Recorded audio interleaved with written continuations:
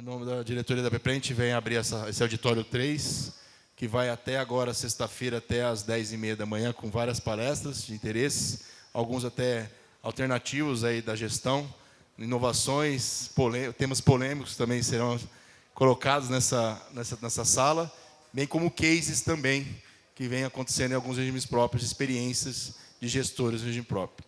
Sem mais delongas, eu já passo para a Giovana, que vai ser a nossa coordenadora. Eu vou aproveitar e já dar os recados aqui já, né? Teve uma questão de, lá no almoço, trocaram bolsas, tá? Bolsas do Congresso, e existe um bem pertencente particular da pessoa, um óculos de sol, Ray-Ban com grau. Se tiverem na bolsa de vocês, se puderem deixar na organização ali na frente, a gente agradece. É do gestor de Engenheiro Coelho, que nos procurou. Também esqueceram um óculos, também está lá na frente. É um achados perdidos do evento, tá bom? Desejo um ótimo evento para vocês. A gente vai até 3h30, para depois o coffee break, e às 4h a gente volta novamente aqui. Obrigado.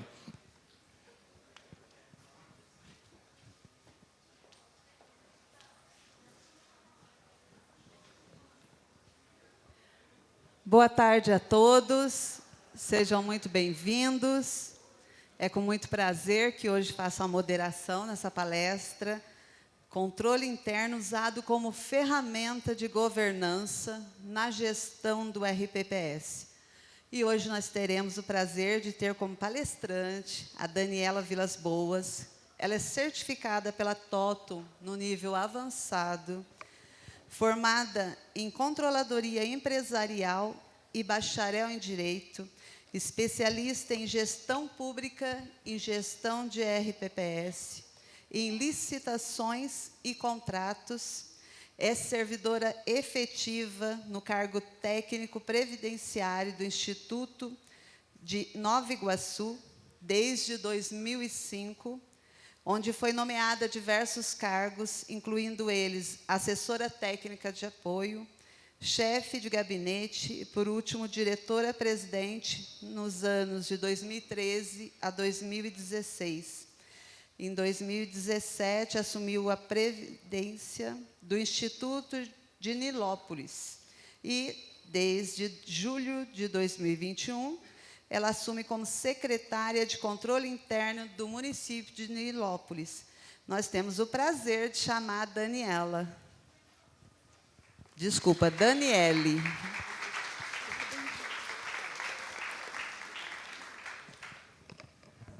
Boa tarde a todos. Obrigada, Giovana. Eu falo que, de todos os títulos, o que mais me deixa feliz é ser a mãe da Giovana e a esposa do Williams. Nenhum desses títulos me definem melhor do que ser a mãe da Giovana e a esposa do Williams. É um grande prazer para mim há quase 20 anos com o meu marido e há 14 anos sendo mãe da minha filha, Giovana.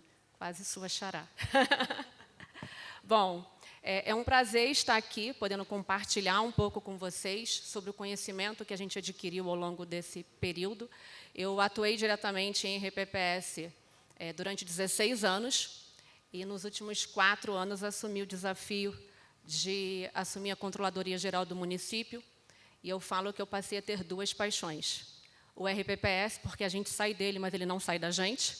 Então, eu amo a previdência do servidor público, até porque sou servidora de carreira de RPPS, e passei a amar o controle interno. Quem aqui ama controle, gente? Sejam sinceros. Quase ninguém levantou a mão. Quem gosta de entrar num lugar e falar assim, sorria, você está sendo filmado.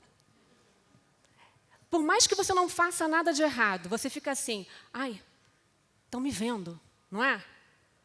Mas calma, eu vou trazer algumas coisas aqui para vocês e deixar claro que o controle, ele não é inimigo de vocês, ele é amigo. Combinado? E no final a gente vai fazer essa mesma pergunta, tá? Então, como eu falei que o controle ele não é inimigo e ele é utilizado como ferramenta de governança na gestão, quem aqui atua diretamente na área de controle? Tem alguém? Tem algumas pessoas. Olham de cara feia para vocês em algum momento? Que bom, eu não sou a única. E aí eu vou fazer outra pergunta. Quem aqui faz gestão? Independente da área. E eu não estou perguntando se você é o gestor do RPPS ou não. Todo mundo, independente da área que atua, se você é o diretor jurídico, se você faz parte, se é o responsável pelo protocolo, se você é o responsável lá pela folha de pagamento, você faz a gestão dentro da sua área. Então, eu vou repetir a pergunta. Quem aqui faz gestão? Todo mundo. Quem aqui, ao fazer gestão, implementa controles? Que bom, alguns levantaram as mãos. Porque o controle está em todas as áreas. Vou dar um exemplo prático. Na casa da gente, quem aí é dono de casa ou dona de casa, a gente não tem que, pelo menos uma vez por mês, ir lá no supermercado? Você tem que fazer um bom controle, não é? Se você não tiver controle, vai faltar, certo? E aí cada um faz o seu método lá de controle para saber em que momento precisa ir ao mercado. Eu brinco lá em casa que eu não controlo pelo arroz e feijão. Eu controlo pelo sabão. Eu não posso deixar de lavar roupa. Então, cada um tem o seu método de controle, mas temos todos controle. E aí, só para fazer uma brincadeira aqui com vocês, os mais maduros, vamos falar assim, alguém já cantou em algum momento a musiquinha para o filho ou para a filha. Eu cantava direto. E eu prometi ao meu marido que eu ia poupar vocês de cantar para vocês. Porque eu fiz isso num congresso. 350 pessoas cantaram junto comigo, mas eu vou poupar vocês da minha voz. Vocês vão cantar juntos? Então, tá bom. Então, vamos ficar de pé, por favor, e a gente canta junto. Já que vocês falaram que vão fazer coro, e eu prometi a vocês que o controle não é chato. Como pode um peixe vivo viver fora d'água fria?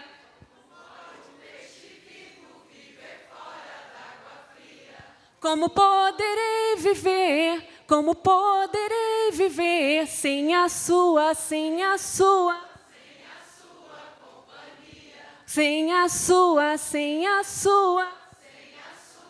companhia. Muito obrigada. Agora vira para a pessoa que está ao seu lado aí, por favor. Já que vocês ficaram de pé e cantaram junto comigo, vira para quem está ao seu lado. Faz a seguinte pergunta agora para ele. Como pode um bom gestor público viver sem controle? Podem sentar. Obrigada. Só para descontrair, porque depois do almoço dá aquela moleza, né? E aí eu fico com essa pergunta para vocês. Se eu faço gestão, eu tenho que ter controle. Se eu não tiver bons controles, pode ter certeza absoluta que lá na frente você vai ter problema. E o problema nunca surge enquanto a gente está na função. Seria fácil, né? Quando a gente é indagado pelos órgãos de fiscalização, os órgãos externos, alguém aqui já respondeu ou responde ofícios do Tribunal de Contas? Chega no mesmo momento? Sempre chega anos depois, não é? E aí, se você não tem bons controles, você vai ter bons relatórios? Porque bons relatórios só são elaborados quando eu tenho bons controles. Se eu não tenho controle, quando o tribunal me faz uma indagação, eu vou ter como responder? Tenho? Quase nunca. E aí fica a dica para alguns, por mais que a gente já tenha aqui renovado mandatos, né, gestores que chegaram agora, quando estiver próximo ou você achar que você não vai ficar, tenha cópia de tudo que você faz. Fiquem com essa dica para vocês. Por quê? Porque quando a gente não está, é onde vão perguntar sobre o que aconteceu. E nem sempre quem nos sucede vai ser amigo para te entregar toda a documentação. Então, tenham cópias de tudo que vocês estão fazendo, porque quando vocês precisarem responder aos órgãos externos, vocês vão poder responder, porque vocês vão ter toda a documentação. Tá? Então, vocês não vão esquecer mais do peixinho fora do aquário, que ele morre. Então, gestor sem controle, lá na frente vai ficar à deriva também. E aí eu trouxe aqui para vocês os objetivos do controle interno. Todo bom controle, o primeiro objetivo dele é fazer prevenção de erros ou fraudes. Só que é só fazer prevenção? Eu estou supondo que se eu estou fazendo prevenção de fraude, todo mundo está agindo errado? Não necessariamente. Porque um bom controle ele não serve somente para fazer prevenção de erro ou de fraude. Eu coloquei aqui para vocês que ele serve para orientar, monitorar e garantir eficiência. Quando Estamos falando de RPPS há uns quase 10 anos, pelo menos, quando começamos a falar sobre manualização de procedimentos, começamos a ter que colocar no papel muitos dos procedimentos que são adotados no dia a dia. Não é uma técnica de controle? Para que a gente manualiza? Para que, quando haja uma renovação na gestão, as informações não se percam. Não é uma maneira de você orientar? De você deixar para quem vai te suceder o que fazer e como fazer? Porque se eu prezo pela eficiência, se eu prezo pela continuidade da atividade, do bom serviço público, eu vou deixar todos os meus atos manualizados para que o próximo possa dar andamento. Eu não vou ficar com aquele papel egoísta achando, não, eu que fiz, eu vou deixar para quem? De jeito nenhum. Vamos perpetuar. Até porque coisas boas precisam reverberar. Então, quando a gente começa a implementar controles, entendendo que, quando eu coloco no papel, que eu vou manualizar procedimento, quando eu faço orientações, a gente está...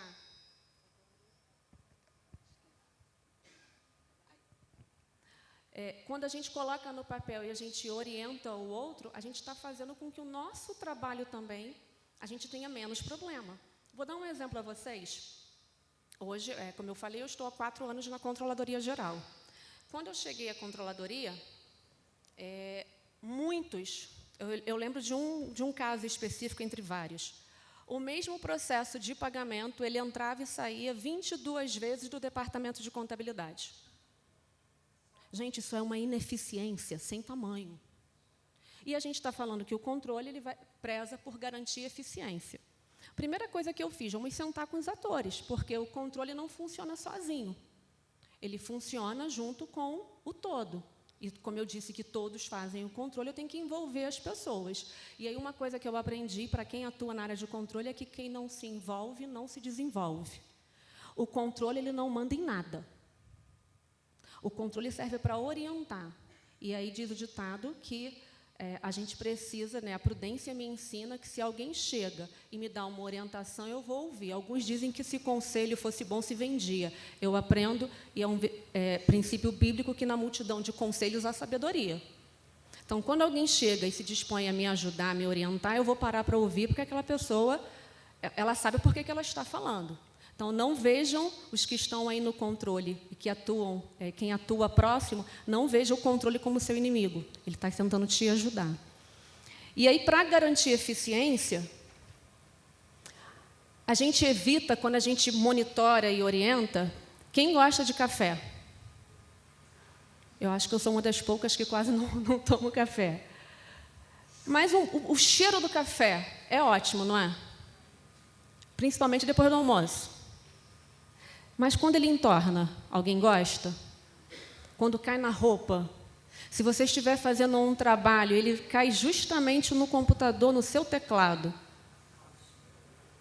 É ótimo, né? Se você não tiver backup do que você está fazendo, a depender do dano causado ali, do tipo de equipamento, já era. Alguém quer que o café entorne? O controle serve para mitigar um desses riscos. Quando eu tenho boas técnicas de controle, e aí vocês podem se perguntar, Daniele, mas a gente não ia falar sobre governança? Mas o controle interno é uma das ferramentas, então eu vou falar para vocês primeiro sobre o controle. Quando eu tenho técnicas de controle utilizadas para eu aplicar no meu dia a dia, eu estou mitigando risco. E existe risco zero? Não existe. Faço o seguro do meu carro. Deus me livre, guarde, acontece um sinistro com ele. Eu já passei por isso. Na hora do ressarcimento, você recebe 100% do valor do carro? Sempre alguma coisa acontece que o seguro não cobre, não é assim? Então, não existe risco zero. Então, se o meu risco não é zero, eu sei que eu tenho possibilidade de ser responsabilizado à frente. E o risco nunca vai ser zero, o risco vai estar lá. E eu não vou implementar técnicas para eu conseguir mitigar esse risco de uma responsabilização? Quem está no controle responde diretamente. E aí os que não estão no controle e pensam assim, mas se acontecer alguma coisa, quem vai ser responsabilizado é o gestor. Não. Hoje, muitas funções desempenhadas dentro do RPPS, dentro da administração pública, você consegue trazer para dentro daquele polo ali o servidor que deu causa e ele vai responder solidariamente. Então, se eu não tenho técnicas de controle implementadas, todos vão respondendo na medida das suas ações ali no curso do processo. Então, a gente precisa ter muito cuidado para evitar que o café não entorne. Porque depois que ele entorna, o cheiro vai sair facilmente? Não sai. Você vai passar pano, vai passar o melhor desinfetante ali, mas o cheiro do café vai ficar impregnado na roupa ou ali naquele ambiente onde ele entornou. Então, ele é muito melhor quando ele é saboreado. Então, quando a gente aprende a mitigar risco através de controles, a gente entende que, quando eu implemento as técnicas corretas, gente, eu brinco que eu controlo quase tudo. Eu tenho todos os tipos de planilhas que vocês possam imaginar dentro da controladoria. E aí eu brinco com a minha amiga Isabel que só tem duas coisas que eu evito controlar. Mulheres, vocês vão me entender. Depois de uma idade, a gente não controla os cabelos brancos. A gente fica loira. Mais fácil. E eu detesto e não controlo meu marido. E nem ele a mim. E a gente vive muito bem há 20 anos assim. Então, não sendo isso, todos os tipos de controle que você possa imaginar, eu tenho dentro da controladoria. Então, se chega um documento, eu sei o documento que chegou, quando chegou, de onde veio, e eu consigo pesquisar a origem pelo número, pelo assunto. Se chega determinadas demandas do tribunal, auditorias, eu tenho controle sobre aqueles documentos também. E quando me perguntam anos depois, eu consigo fazer a localização daquele documento, por técnicas de controle.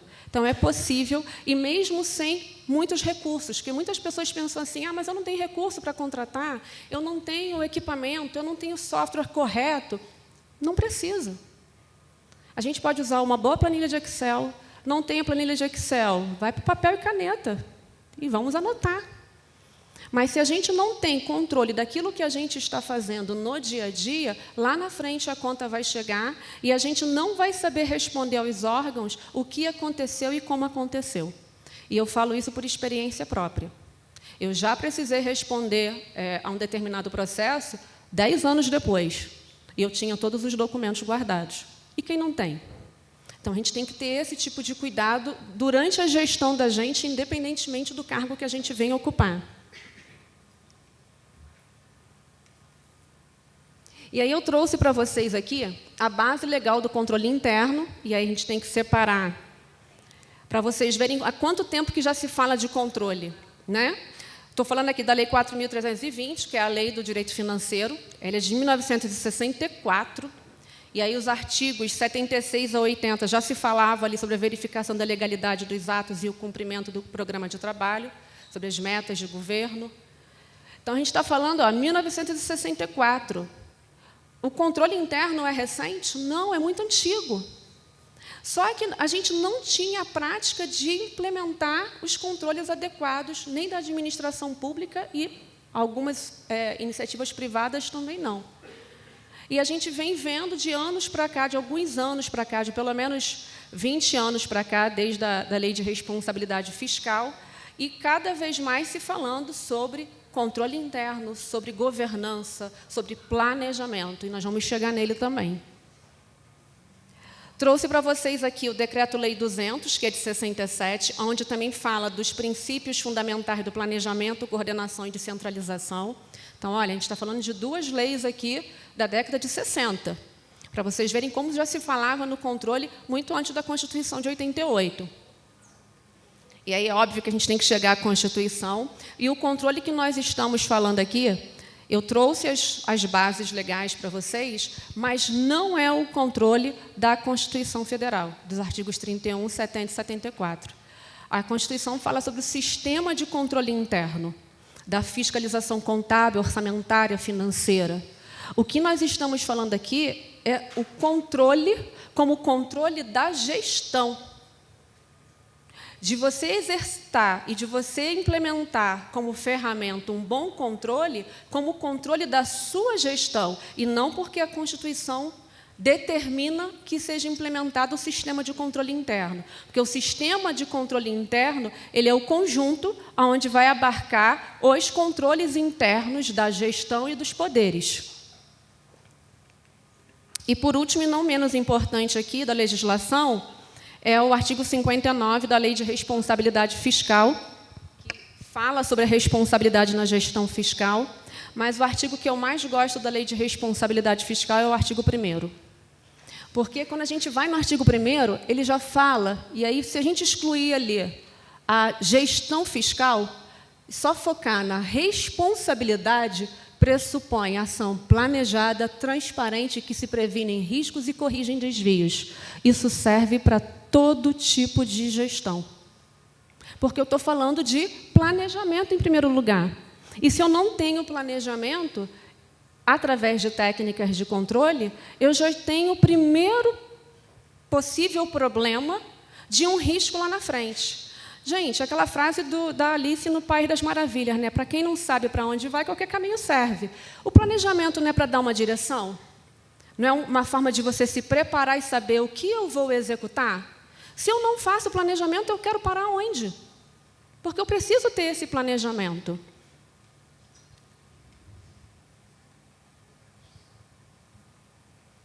E aí o que eu falei com vocês aqui, que o controle interno não é o sistema de controle interno. Vou dar mais um exemplo prático.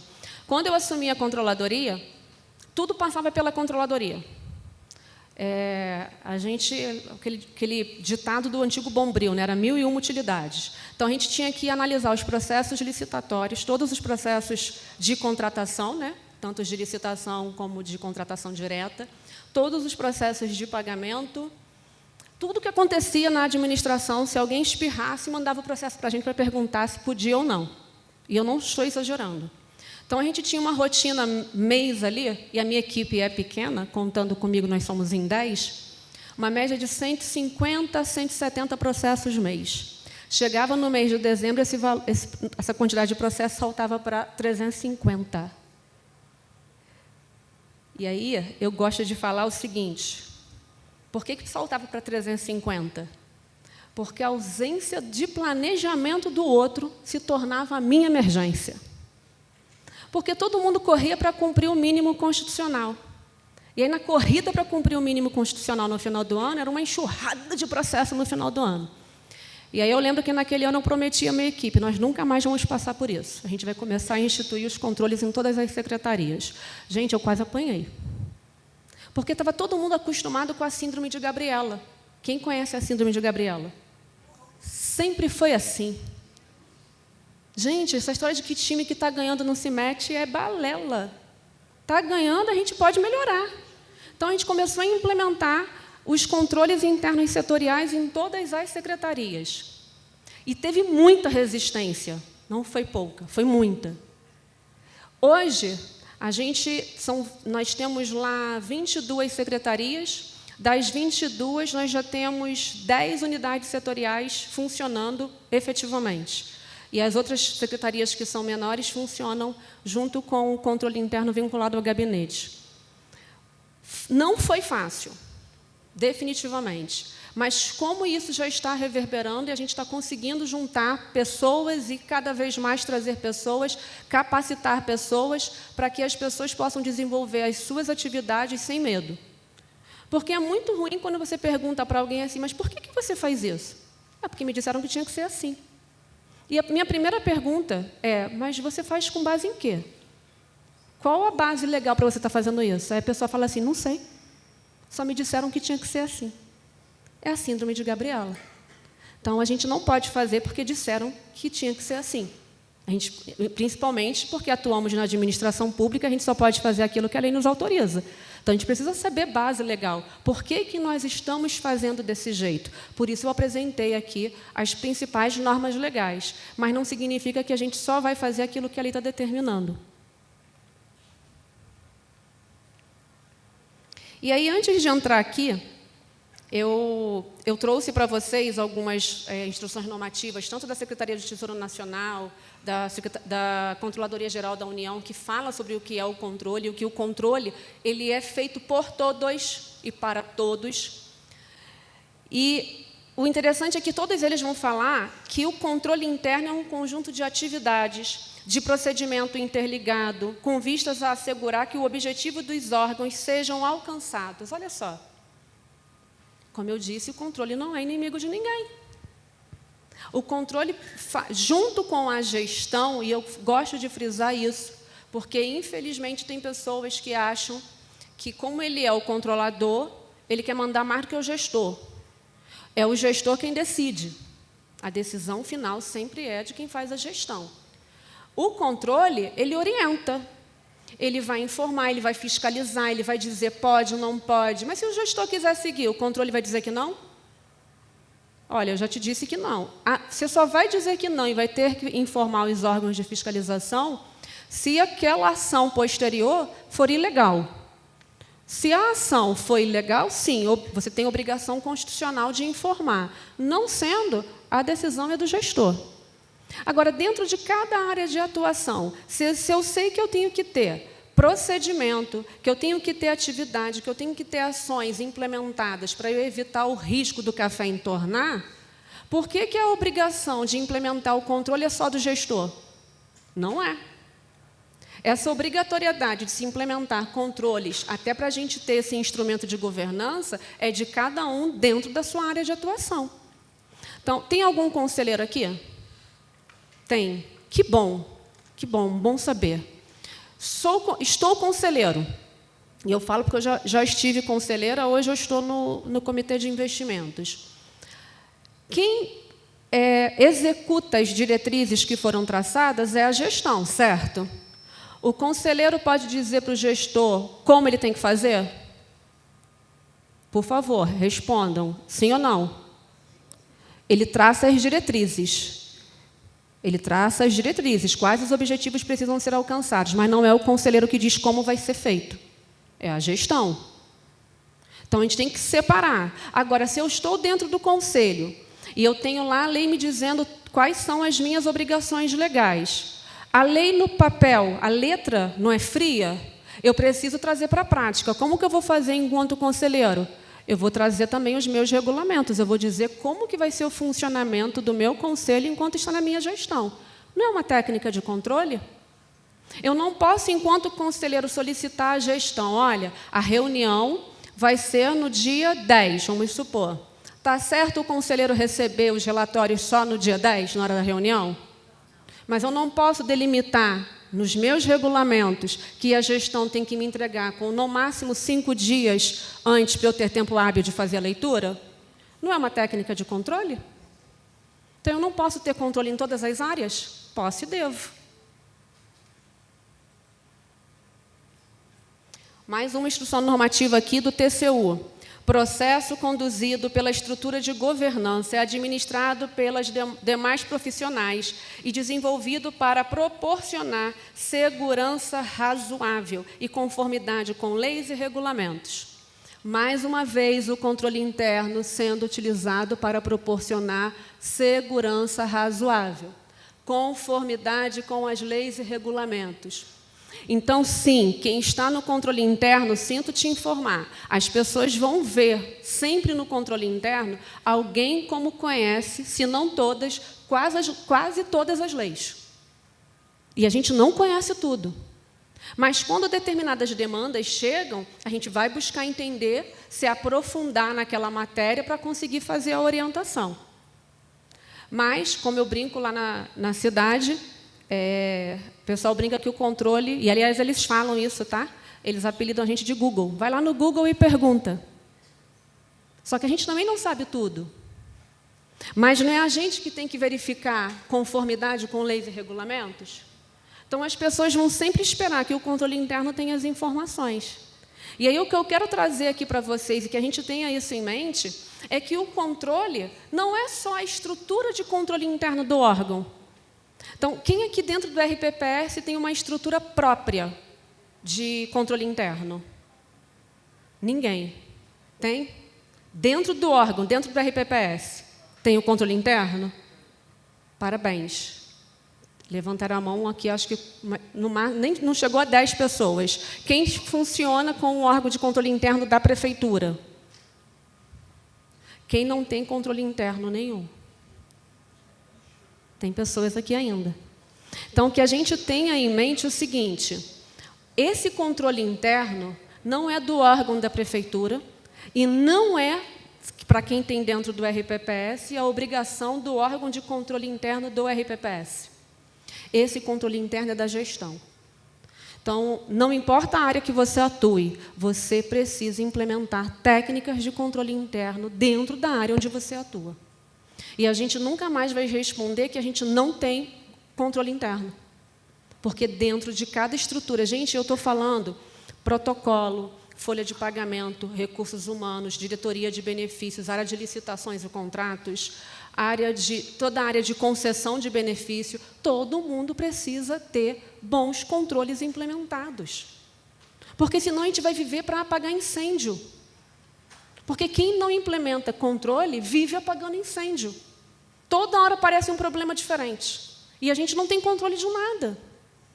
Mas quando a gente implementa controles, quando o problema surge, eu consigo ter a resposta a tempo de evitar um problema ainda maior. Mais uma aqui, olha. Controle interno é um conjunto de regras e procedimentos. E quem me conhece, eu não fico lendo, então eu vou passar para vocês aqui.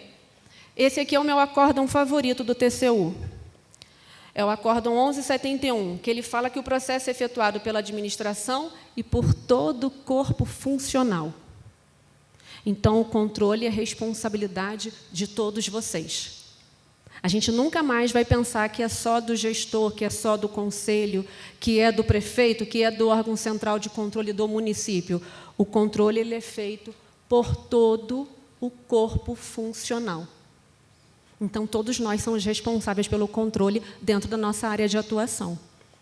E aí, eu separei aqui um resumo da legislação. O que a gente consegue compreender como controle? Controle é uma ação, uma atividade, um procedimento, mecanismo para redução de riscos e é de responsabilidade da gestão. E quem está dizendo isso é o Tribunal de Contas da União, a Controladoria Geral da União, os tribunais de contas estaduais falam a mesma coisa. Se eu não tenho procedimentos e não executo através de ações, eu não tenho controle. E aí, pontos principais aqui para garantir e para colocar a importância do controle. Como eu falei, a conformidade legal, transparência, e eu aprendi, e eu lembro que a primeira vez, quando eu falei no RPPS que nós precisávamos publicar as atas do Conselho, eu tive muita resistência. Eu falei, gente, mas primeiro que a transparência gera credibilidade, então a gente precisa demonstrar o que está sendo feito para a sociedade e para os segurados. Não, você tem que fazer um resumo da ata. Então eu falei, mas por quê? A gente não está fazendo nada de errado. Isso há 10, 12 anos atrás. E aí hoje, quando a gente vê as certificações, os prêmios, né, das associações que indicam e que falam, olha, publique sim as atas. Inclusive, isso é um dos princípios da governança.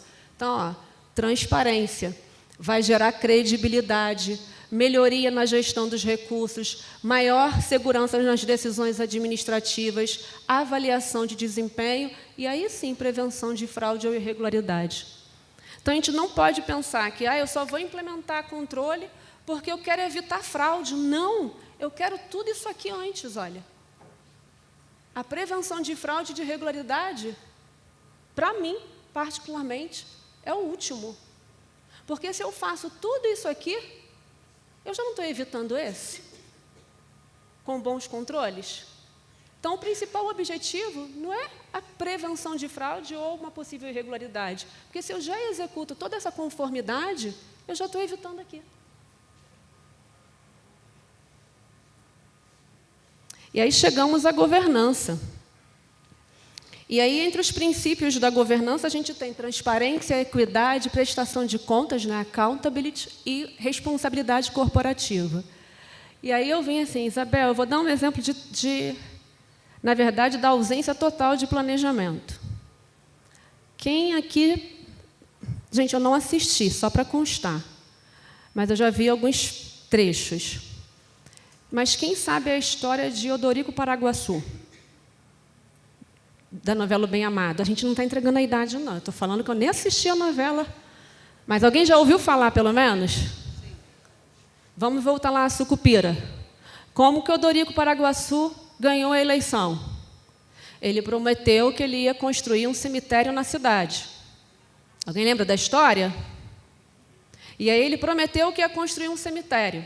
Só que naquela cidade as pessoas viviam muito, graças a Deus. E o que acontece? Ele ganha as eleições, ele constrói o cemitério, só que ele não contou com um fator. Ninguém estava morrendo. Primeira ausência de planejamento. O que ele faz? Contrata um matador.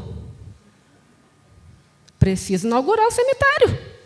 Contratou. Só que o bendito do matador se converteu, disse que não podia mais matar ninguém. E aí eu não sei se alguém já viu a cena. Como ninguém morria e nenhum matador queria matar para ele poder inaugurar o cemitério, um político vizinho e amigo dele manda entregar um corpo para ele. E o corpo chega na cidade de helicóptero. Gente, a cena é hilária. A caixa, voando de helicóptero, chega à cidade. Quando ele vai abrir a caixa, é um caixão. Quando abrem aquele caixão, tem lá a certidão de óbito dizendo que aquele defunto tinha falecido, obviamente, por afogamento. E aí um dos assessores, porque os políticos são sempre cercados por vários, vira para ele e fala assim: mas, prefeito, ele não é daqui. E para a gente enterrar aqui tem que ser nativo. E agora? Ele não tem problema. Fecha de novo, pede para jogar no mar mais próximo daqui, já liga para o corpo de bombeiro para socorrer, porque a gente vai conseguir a outra certidão de óbito para ele. E aí aquele corpo que ele recebeu de presente, então ele consegue inaugurar o cemitério e aquilo vira festa na cidade. Gente, ausência de planejamento, não é? Ele só queria inaugurar o cemitério. Ele conseguiu. Só que ele não conseguiu, ele não calculou que ninguém estava morrendo na cidade. Então ele não ia ter corpo para enterrar. E mesmo depois que ele inaugurou, ele não teve corpo, ele quis dar um jeito. Quantas vezes no nosso dia a dia, e aí como uma das áreas que eu vejo muito lá no município de licitação, eu sempre falo: cadê a memória de cálculo? Como você chegou nessa quantidade?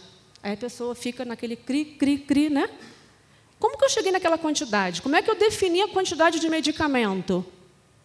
Precisa de planejamento.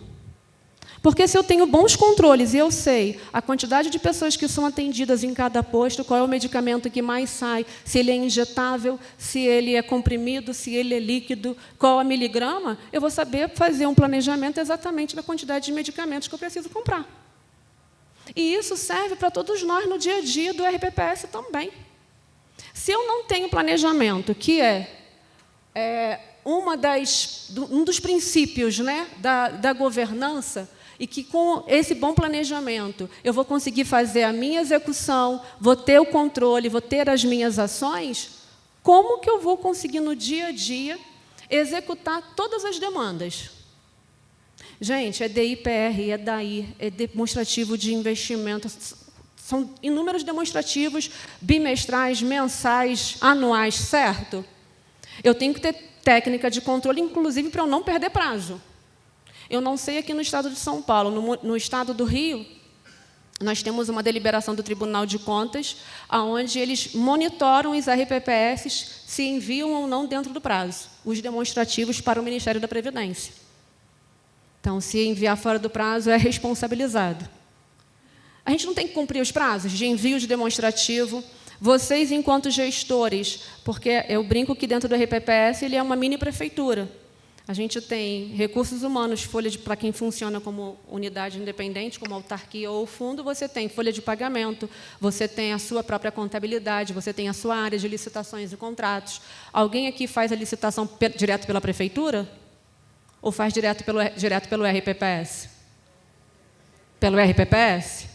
E aí só colocam você na cadeira e falam: você agora vai ser o gestor do RPPS. Mas ninguém falou para você que você também tinha que fazer licitação. E que para homologar uma licitação, se ela estiver errada, você endossou e disse que ela estava legal, é você que vai ser responsabilizado. E aí o planejamento foi todo por água abaixo. Então, se eu não faço planejamento, eu corro o risco de fazer igual o Odorico lá fez, que mandou construir o cemitério e não tinha ninguém para ser enterrado. No dia a dia, se eu não faço um bom planejamento, eu não tenho como depois monitorar se as minhas ações estão sendo todas implementadas ou não. Então, por exemplo, lá na CGM, o nosso planejamento estratégico do ano passado, nós tínhamos, se eu não me engano, 98 ações. Nós conseguimos implementar 97,4. E uma foi remanejada por ter sido ano eleitoral, a gente teve que remanejar. Mas eu tenho todas as ações que foram implementadas, em quais prazos e o porquê que uma foi remanejada, que foi a auditoria de almoxarifado, se eu não me engano, porque a gente trouxe a auditoria de encerramento de mandato. Por técnica de controle, por ver que a gente precisava antecipar uma outra auditoria, porque naquele momento era necessário fazer auditoria sobre encerramento de mandato. Então, governança, planejamento, vai mostrar para a gente o que precisa ser feito primeiro, quais são as prioridades. Se eu não traço, eu não consigo definir o que eu preciso fazer primeiro.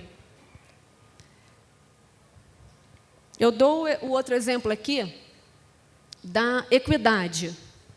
E aí a gente, 2015, 16, se eu não me engano, o município começou a atrasar os repasses. E até aquela data, todos os aposentados recebiam na mesma data. Mas o município tinha por prática pagar por final de matrícula.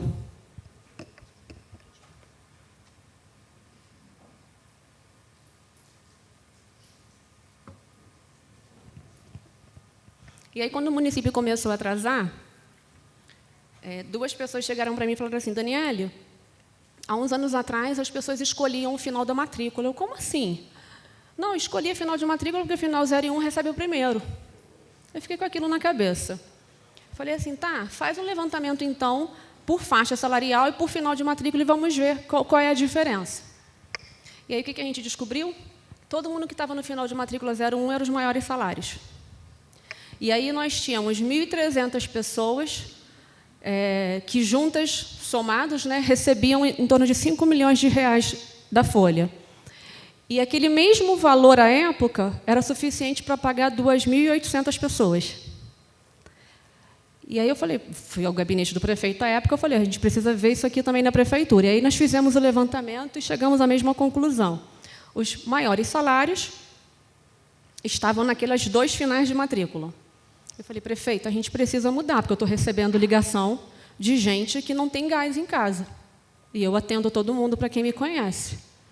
E é horrível as pessoas não terem, está faltando.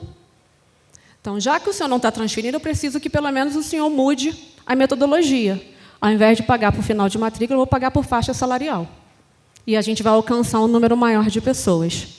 Estou dando esse exemplo por quê? Equidade. Equidade é tratar todo mundo igual? A gente fala tanto da isonomia. Não, a gente trata os iguais na medida das suas igualdades e os desiguais à medida também das suas desigualdades. Todas aquelas pessoas tinham direito ao salário? Eu não tenho dúvida disso. Todas elas tinham.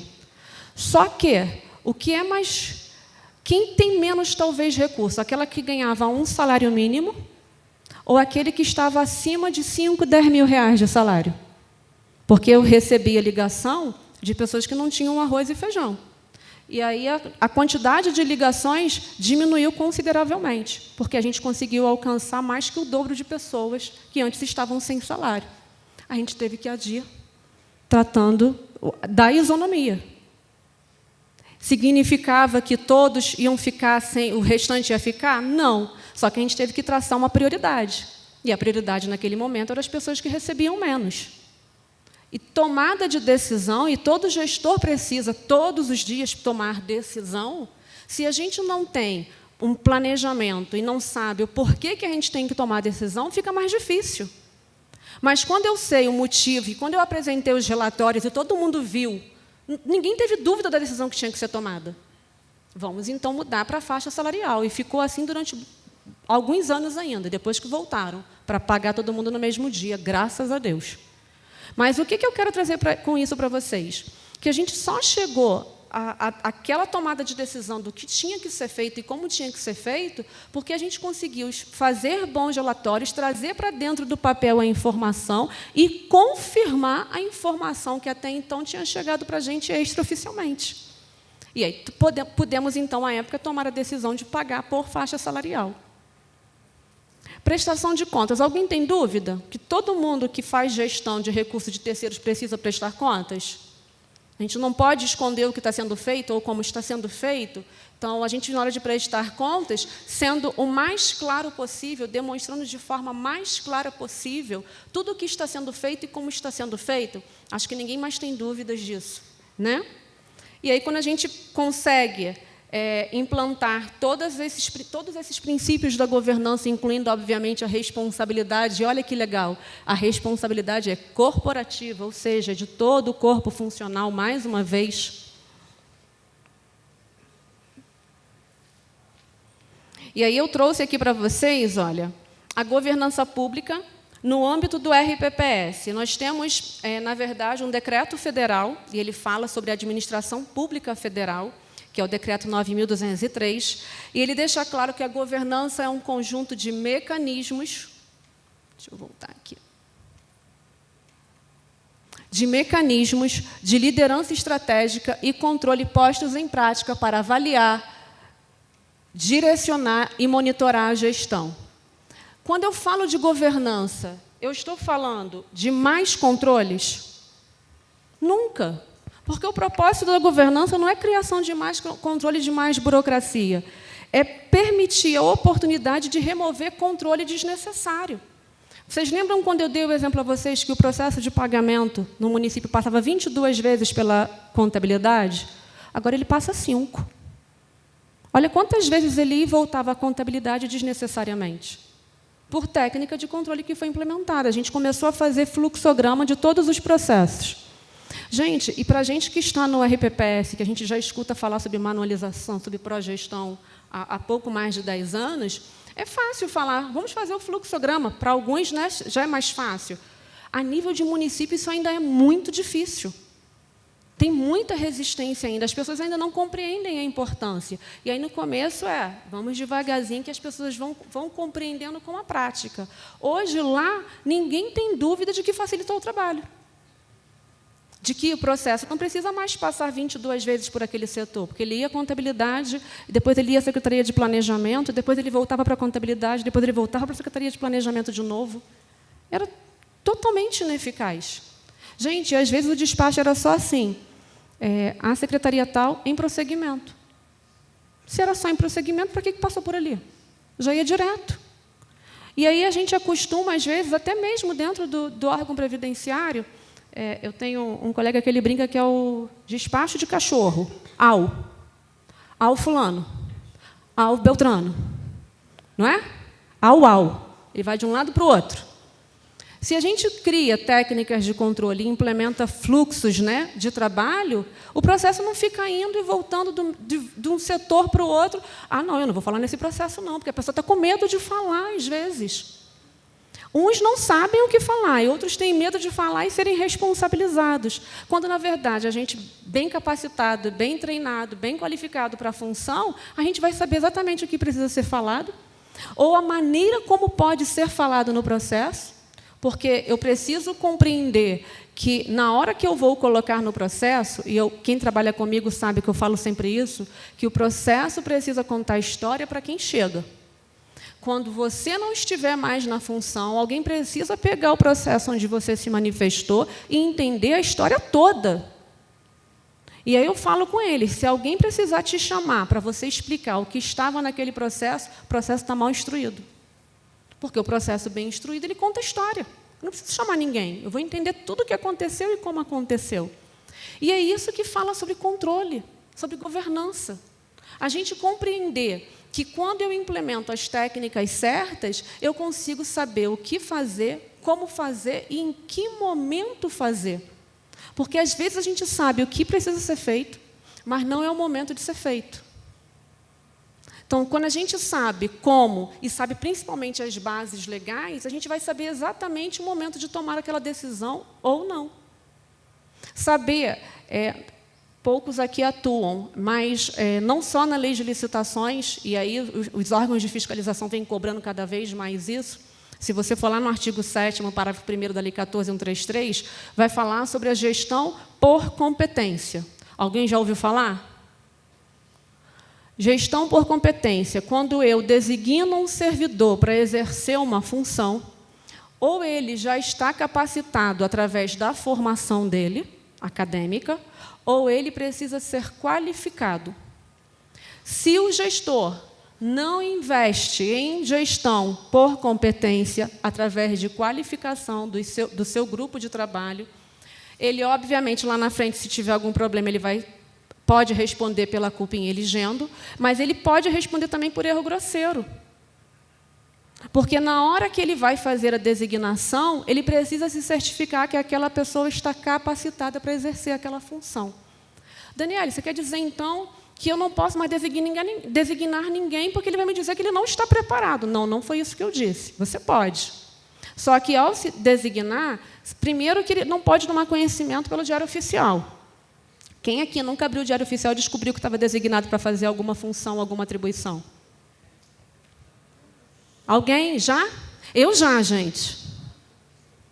Mudança de governo há uns anos atrás, quando eu abri o Diário Oficial, tinham me colocado na equipe de transição. Ninguém falou nada comigo. Mas eu estava lá na equipe. Então, a gente não descobre, às vezes, pelo Diário Oficial? E dentro seja do RPPS, eu vou colocar a administração pública como um todo. Quem nunca foi designado fiscal e descobriu pelo Diário Oficial? Legal, estou gostando que você já foi designado várias vezes.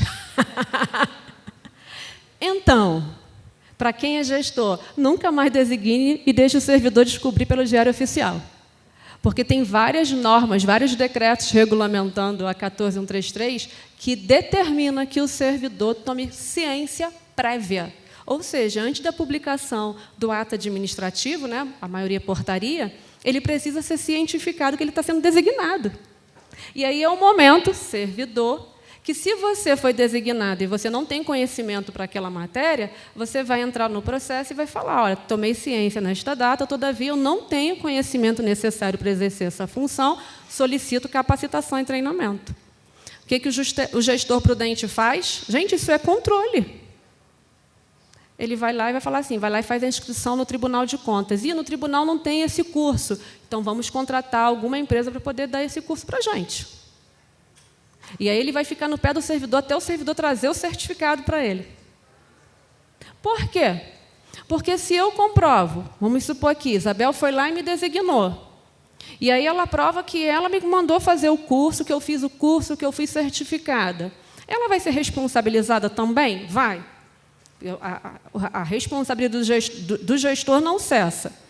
Mas se ela consegue provar que ela me encaminhou para fazer a certificação, me qualifiquei, fiz os cursos do Tribunal de Contas necessários para eu exercer aquela função, e eu que negligenciei a minha função, ela vai responder? Não. Ela vai responder só no limite da atuação dela. Se, porventura, ela tiver feito um pagamento, né, cumpriu as fases da despesa, empenho, liquidação e pagamento. Quem autoriza o pagamento, o ordenador da despesa, ele sempre vai ser responsabilizado. Sempre vai responder, mas é só no limite da atuação dele. Se ele comprova que, antes disso, ele tinha feito aquele servidor ter se capacitado, foi orientado, recebeu qualificação, estava certificado para a função, e foi ele que não teve o devido cuidado, dever dele de cumprir com aquela fiscalização, quem vai responder 70% ou mais do processo é o fiscal e o gestor do contrato. Isso é técnica de controle. Mas quantas vezes o servidor queda inerte, ele não fala que ele não tem capacitação, às vezes porque ele tem medo de perder o cargo, às vezes porque ele acha que ele vai conseguir dar conta, ou às vezes porque alguém falou para ele que era fácil, era só ele atestar a nota fiscal. Quem nunca ouviu isso? É fácil, é só você assinar. Aí eu brinco com um grupo, eu dei um curso semana passada lá na prefeitura e eu falei, quem assina uma folha em branco? Todo mundo, eu não assino. Eu falei, por que vocês atestam um verso da nota fiscal? Não é uma folha em branco? Aí eu falei para eles o que eles tinham que escrever atrás, para pelo menos a folha não ficar em branco. Então, se a gente não tem esses cuidados no dia a dia, que são técnicas simples de controle, como que eu vou exercer governança dentro do meu órgão, dentro do meu RPPS? Se eu não tenho cuidado na hora de designar um servidor, se eu não faço a instrução correta do processo, se eu não verifico, olha, esse procedimento aqui foi todo ele feito corretamente. Porque quando eu autorizo o pagamento, eu tenho que verificar a legalidade de todos os atos anteriores ao meu. Então, se eu for designar um servidor, eu tenho que ter cuidado. Se eu for contratar, eu tenho que ter cuidado, porque no final é o meu CPF. É o CPF dos senhores. E o servidor pode ser excelente, porque quando a gente... Gente, ninguém erra porque quer, né? Com raríssimas exceções. Todos nós estamos sujeitos a cometer determinadas falhas. Mas a gente não pode errar por negligência, por imperícia. Porque se a gente tem esse descuido, a gente vai responder por erro grosseiro. E, às vezes, por situações simples que a gente poderia ter no dia a dia, lá na gestão da RPPS, na gestão do órgão, que é governança, que é mecanismo de controle, e lá na frente a gente vai ser responsabilizado. Tem alguém aqui que trabalha em folha de pagamento? Eu sei o que vocês passam. Eu já fiz folha de pagamento. E tem que ter um cuidado absurdo, porque uma falha ou pode gerar um pagamento em duplicidade, ou alguém pode ficar sem pagamento, o pagamento pode sair a menor ou pode sair a maior. Quando sai a maior, o servidor raramente volta para reclamar, mas se você, na hora de cobrar, você tem que ter uma série de... E para justificar que pagou errado. Não é controle? Quando eu fazia, além do sistema me dizer todas as diferenças de folha, eu fazia as planilhas, tinha redundância, para me certificar que tudo que entrava e saía de folha, no final, exatamente aquela diferença era que tinha que aparecer no relatório geral, no final lá da folha de pagamento. Então, se entrou 1.000, saiu 2.000, eu tinha que ter a diferença, e era o valor que o relatório tinha que gerar para mim. Mas se eu não implemento técnicas simples de controle, eu vou saber quanto entrou e quanto saiu? Não. No protocolo, quem nunca... Alguém vai lá, o segurado ou o beneficiário vai para dar entrada num processo, não tem um checklist mínimo para dizer quais são os documentos. Gente, a gente não pode mais conceber a ideia de que alguém foi lá, autuou um processo, deu entrada principalmente no processo de pensão, né, caráter alimentar, e aí 30 dias depois alguém analisa o processo e verifica que está faltando um documento. E o processo volta a estaca zero porque estava faltando um documento, porque não teve um controle inicial lá no protocolo. Porque se tivesse um controle inicial, ia fazer o checklist de toda a documentação. Senhora, está faltando aqui, vamos supor, né, cônjuge, está faltando a certidão de casamento atualizada. Se a senhora não trouxer, o processo vai ficar sobreestado. Eu aviso na hora para o beneficiário. Eu não vou avisar 30 dias depois. Isso é controle. Então, a gente pode ter controle deve no protocolo, controle na folha de pagamento, controle na área de concessão, para saber se o benefício deve ou não pode ou não ser concedido. E aí a gente deve diligenciar, porque a diligência vai evitar a concessão do benefício equivocada. Então, a gente vive, muitas vezes, focado no ativo, quantos milhões o órgão tem em caixa, mas a gente esquece do passivo. Quanto que a gente está pagando de benefício? Será que todo esse valor que a gente está pagando é devido? Quem já fez auditoria aqui em folha? Alguém já fez? Gente, eu já fiz 2 vezes. Retirei todos os processos dentro do arquivo. Todos, sem exceção. Não fiz por amostragem. Nós olhamos um a um para verificar se aquilo que estava registrado pelo Tribunal de Contas condizia com aquilo que estava sendo efetivamente pago em folha. Verba a verba. Detalhe, a primeira vez que a gente fez isso, o Instituto tinha quase 6.000 entre aposentados e pensionistas. No último, agora, já foi com quase 3.000. E nós olhamos todos os processos. Porque eu sabia que, se eu fosse contratar, muito provavelmente seria por amostragem. Falei, não vai chegar ao resultado que eu preciso. Então, nós olhamos todos. Foi controle. Com isso, a gente conseguiu reorganizar o arquivo, digitalizar todos os processos, e quando a pandemia veio, a gente não parou. A gente começou, inclusive, a gente concedeu pensão em 8 dias. Entre a data da autuação e a publicação da portaria, levou exatamente 8 dias, porque nós tínhamos feito todo um controle antes. Então, isso é governança. Isso é você ter bons controles implementados, de maneira que, quando os problemas surjam, vocês tenham a resposta o quanto antes, para evitar que o problema aumente. Se você não tem esse controle implementado, o teu tempo de resposta vai ser maior. E quando você conseguir responder aquela demanda, talvez o problema já não seja mais resolvido tão facilmente. Tá? E aí, para quem gosta, eu gosto muito, uma citação aqui do Maquiavel, do livro O Príncipe, que diz que, ao prever os problemas com antecedência, o que é possível somente àqueles que são dotados de prudência, eles podem ser remediados a tempo. Mas, quando não são previstos, crescem a ponto de, apesar de serem reconhecidos, não ser mais possível corrigi-los. É o que eu acabei de falar. Quando a gente age com prudência e se antevê o problema, eu consigo mitigar o risco e, com isso, às vezes, até evitar o problema. Mas, se eu não me antecipo, quando o problema surge, pode não ser mais possível corrigir. E aí pode ser tarde demais, porque um dano já pode ter sido causado ao erário. E ninguém quer causar dano, porque todo dano ao erário precisa de ressarcimento. Alguém quer ter que devolver do bolso? Ninguém quer, porque dano ao erário é no CPF, não é no CNPJ da instituição. Então, eu deixo aqui para vocês essa reflexão. E aí, eu brinco que o controle ele está nas mãos de cada um aqui. Porque, quando a gente tem controle interno efetivo, a gente garante proteção e funcionamento eficiente do RPPS e ainda agrega valor. E aí, eu vou deixar aqui para vocês... Eu tenho algumas frases que eu sempre falo com o prefeito, e eu brinco que, quando eu fui trabalhar lá, mandaram quebrar uma porta, e botaram a minha porta do lado da porta do prefeito. Então, ele deve gostar muito do controle, porque ele me colocou ao lado dele. E uma das coisas que eu falei para ele, eu falei assim: eu sou a pessoa que vai te dizer o não, que ninguém tem coragem de falar. O controle, quando diz o não, é para proteção. O controle não quer prejudicar ninguém. Quando você implementa controle, não é para prejudicar, é para proteger.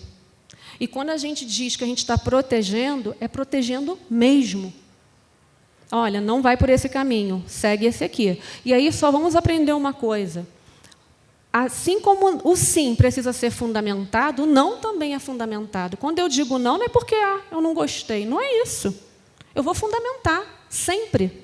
E eu ainda brinco com ele, eu falo assim, não ouve só o que eu estou te dizendo, não. Vai lá e procura também no Tribunal de Contas. Aí volta ele: Dani, eu perguntei fulano, você tinha razão. Eu falei: que bom. Porque com isso a gente vai ganhando mais credibilidade com eles. Cada vez que o controle fala para você, não vai por esse caminho, vai por aqui, que você vai lá e confirma que ele está certo ou errado, isso é ponto positivo para os controles que você já implementou. Então, quando ouvir um não, não fique chateado. Não brigue com o controle. Todavia, controle também. Quando falar o não, vamos buscar a solução conjunta. Lá na controladoria, a gente faz muita reunião conjunta para a busca de solução, onde a gente reúne a secretaria responsável por aquela demanda, senta junto com ela e vamos pensar no que pode ser feito e de que forma pode ser feito. A decisão vai ser sempre do gestor, mas a gente, junto com ele, tenta construir ali a solução do que pode e o que não deveria ser feito. E ele vai decidir se é aquele caminho que ele quer seguir. Então, vamos pensar nisso, da gente unir forças, controle, gestão entendendo que a gestão tem que ter o seu próprio controle, independentemente do órgão de controle, e unindo forças para a busca conjunta de solução. Porque o que todo mundo quer é que a gestão dê certo. E a gestão só vai dar certo se a gente unir forças.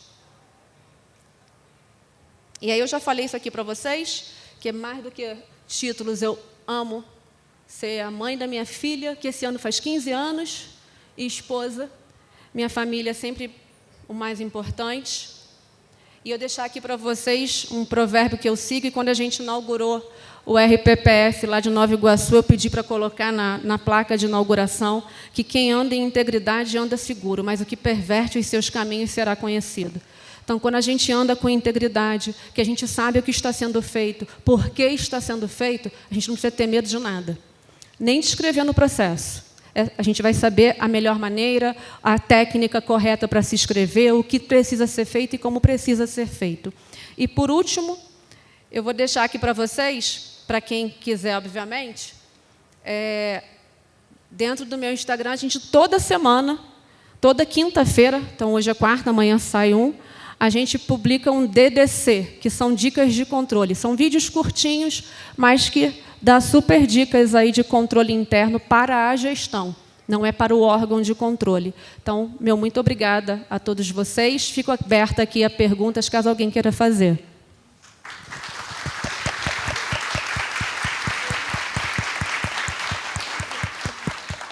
E eu cumpri o tempo. Gente, está aberta as perguntas. Se alguém quiser fazer alguma pergunta, eu levo o microfone até vocês.